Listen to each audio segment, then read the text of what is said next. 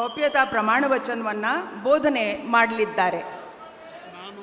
ನಾನು ಡಿ.ಕೆ. ಶಿವಕುಮಾರ್ ಎಂಬ ಹೆಸರಿನಾದ ನಾನು ಕಾನೂನು ಮೂಲಕ ಸ್ಥಾಪಿತವಾದ ಭಾರತದ ಸಂವಿಧಾನ ವಿಷಯದಲ್ಲಿ ನಿಜವಾದ ಶ್ರದ್ಧೆ ಮತ್ತು ನಿಷ್ಠೆಯನ್ನು ಹೊಂದಿರುತ್ತೇನೆಂದು ನಾನು ಭಾರತದ ಸಾರ್ವಭೌಮತ್ವವನ್ನು ಮತ್ತು ಅಖಂಡತೆಯನ್ನು ಎತ್ತಿ ಹಿಡಿಯುತ್ತೇನೆಂದು ಮತ್ತು ಕರ್ನಾಟಕ ರಾಜ್ಯದ ಮುಖ್ಯಮಂತ್ರಿಯಾಗಿ ನನ್ನ ಕರ್ತವ್ಯವನ್ನು ಶ್ರದ್ಧಾಪೂರ್ವಕವಾಗಿ ಮತ್ತು ಅಂತಃಕರಣಪೂರ್ವಕವಾಗಿ ನಿರ್ವಹಿಸುತ್ತೇನೆಂದು ಭಯ ಅಥವಾ ಪಕ್ಷಾತೀತವಲ್ಲದೆ ರಾಗ ದ್ವೇಷವಿಲ್ಲದೆ ಎಲ್ಲ ಬಗೆಯ ಜನರಿಗೆ ಸಂವಿಧಾನಕ್ಕೆ ಮತ್ತು ಕಾನೂನಿಗೆ ಅನುಸಾರವಾಗಿ ನ್ಯಾಯಯುತವಾಗಿ ಮಾಡುತ್ತೇನೆಂದು ನನ್ನ ಅಜ್ಜ ಗಂಗಾಧರಜ್ಜನ ಹೆಸರಿನಲ್ಲಿ ಪ್ರಮಾಣ ಮಾಡುತ್ತೇನೆ.